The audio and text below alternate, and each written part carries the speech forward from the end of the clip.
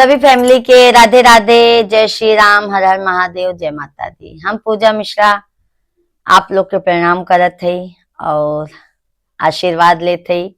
ता हम अपने चैनल पे आप लोग का स्वागत करे थे, अभिनंदन करत हई। आज हम आप लोग के बीच में बेटी विदाई गीत लेके आई ही, जो बहुत दर्दनाक गीत है, बहुत दर्दनाक गीत है। और आप लोग ई गाना के जरूर फुल वाच के सुनत जात जाया। आप लोग के जैसे भी लागे ई गीत कमेंट बॉक्स में जरूर बताओ जात जाया।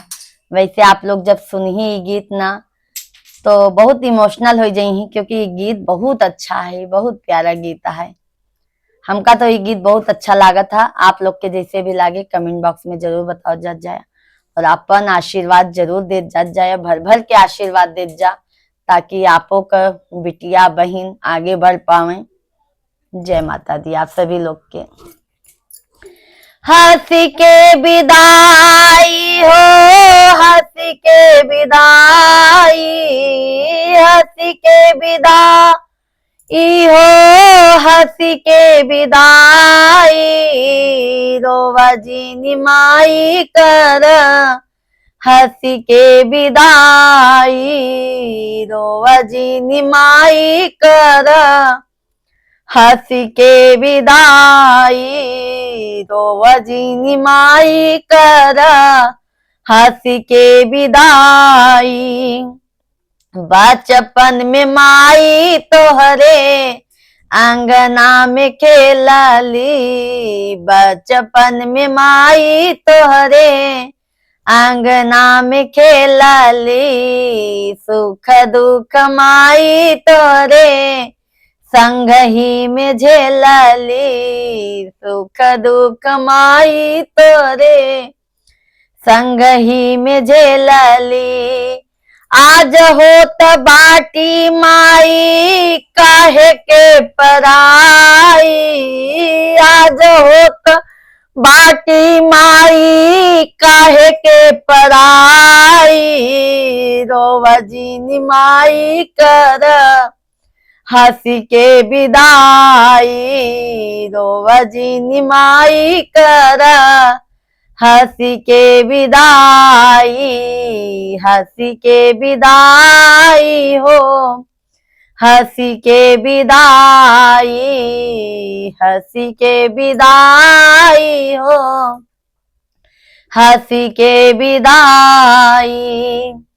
तुलसी के वृक्ष माई अंगना लगावले, तुलसी के वृक्ष माई अंगना लगावले, फूल फूलवरिया से अंगना सजावले, फूल फूलवरिया से अंगना सजावले।